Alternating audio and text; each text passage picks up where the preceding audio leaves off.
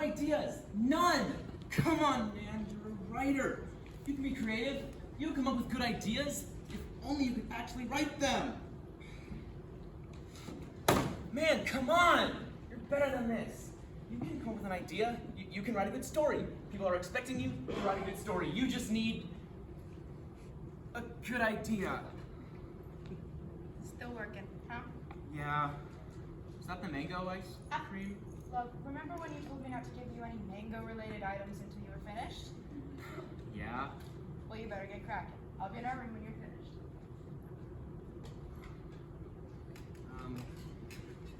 Good idea. I have those. What's a good idea?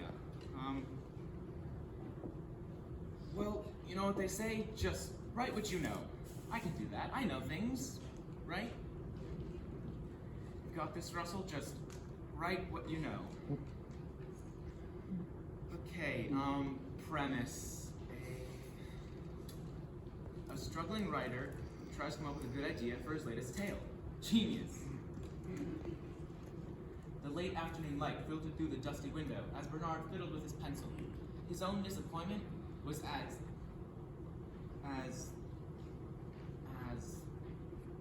draining as the 5-mile trek he'd taken that morning. He knew he still wasn't safe, and that single thought was gnawing on his mind more than anything else, stifling his talents even now. He began muttering to himself in the dingy old room, filling it with the echoes of his uncertainty. Gah! An idea eludes me. If only words would come to me, like they do all writers in great stories told. If only my talents were as great as everyone says they are. Bernard? Scarlett's voice entered the room like a bright morning sun on a frozen winter's day. Anything was a welcome change from the struggles of his own mind. Still busy? Yes, I can't come up with an idea. Sometimes I feel like it's all for nothing. I just can't think. Well, if I know you, which I think I do, then I know you know it's not true. Yeah. Before you know it, you'll come up with some genius idea. I'm positive. Yeah, maybe. What's going on with you? He's here. I saw him up the road. I think he followed us up the Canyon Pass. We should get out of here before... Suddenly, an assassin leapt into view out of nowhere, dressed in an ominous black garb with an intimidating Scarlett quickly drew her own blade in response and rushed forward to defend Bernard, whose brow was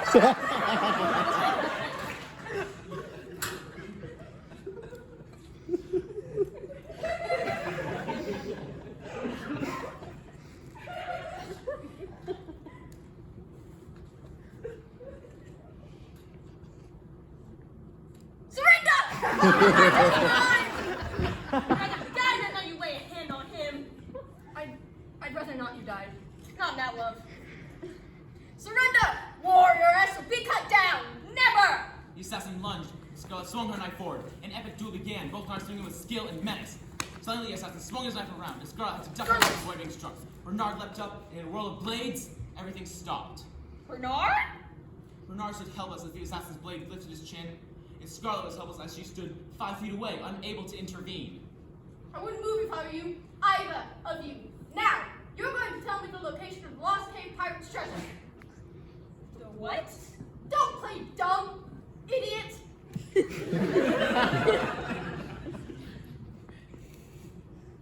What on earth is the Lost Cave Pirate's treasure? What on earth is the Lost Cave Pirate's treasure? Lost Cave Pirate... What should that be?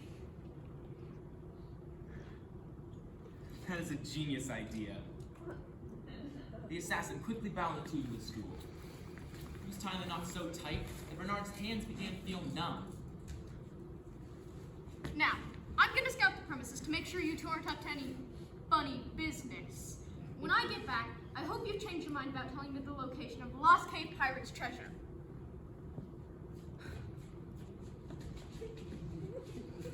Okay.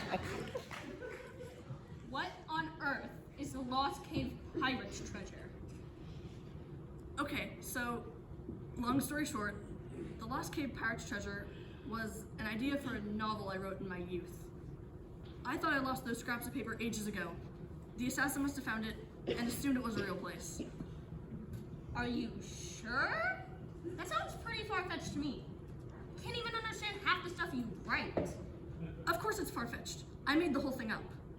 Did you ever finish it? How does it end? No, I didn't finish it.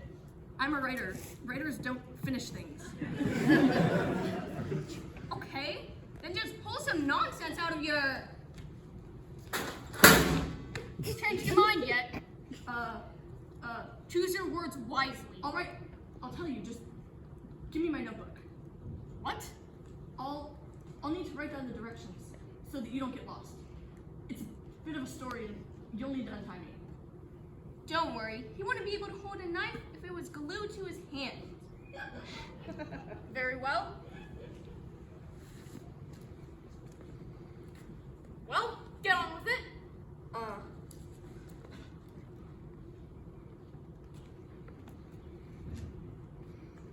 The hot midday sun shone down on the golden brown sand. Waves of crystal blue fell down in an endless rhythm. A young man stood there, observing his surroundings. Accompanying him was a brave knight, a warrioress, both bound to defend them on their quest to the lost cave pirate's treasure. Which direction does the map say to turn next? Just up ahead. But we have the rest of the day. We shouldn't rush during this heat. Valorie turned to look at Doniver, concern blended with the calm confidence in her courageous gaze. Is everything alright? Yeah. I just feel like if we're gonna find the treasure and return home to tell a grand tale of our adventure, I don't want the story to be unjustly told, you know? What have you chronicled of our quest as of yet? Most of the important stuff, you know? I feel uncertain. I feel like I'm a terrible writer. You've written in the past, have you not? Yes, I do suppose so, but I don't know. None of it feels good. It's like the more I try, the more I have to do until nothing I do is ever enough. It can't be that bad. What tales have you written? Well, there was one. It took place on a high mountain in a distant Roan. A young man climbing the mountain. Oh no! You're not pulling that story within a story style on me. I hate that stuff. You're so telling me the location of the lost cave pirate's treasure now. All right. And don't get all sappy with the details. Just get to the point. All right. Doniver shook his head, silencing his thoughts as the sound of someone else met their ears. We're not alone. You mean someone beat us to the lost cave pirate's treasure? Well, the boy did it. Stand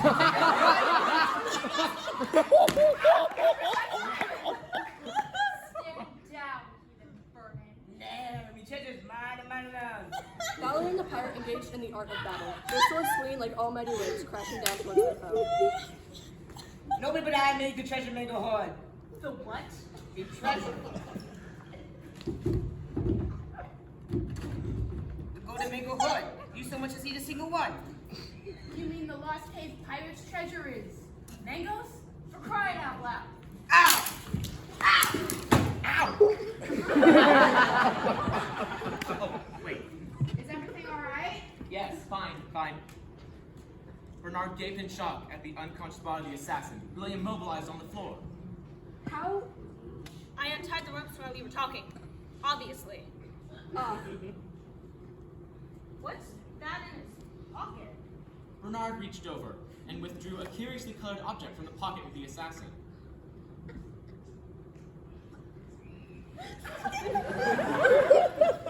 For crying out loud. Does this mean the assassin knew about the mango treasure from the beginning?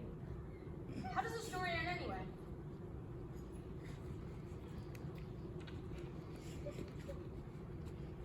With the pirate king vanquished, Valorie and Doniver proceeded to plunder the mango hoard of its delicious riches, resolving to take the spoils back to their home as proof of their quest's success.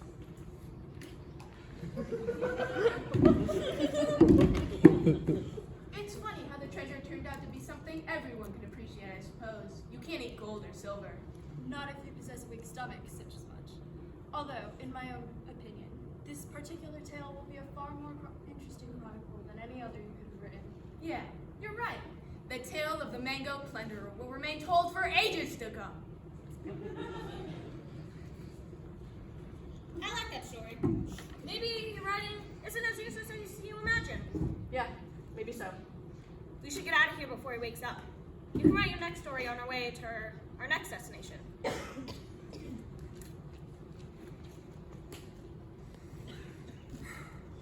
We almost finished. I left the last bit of mango ice cream for you.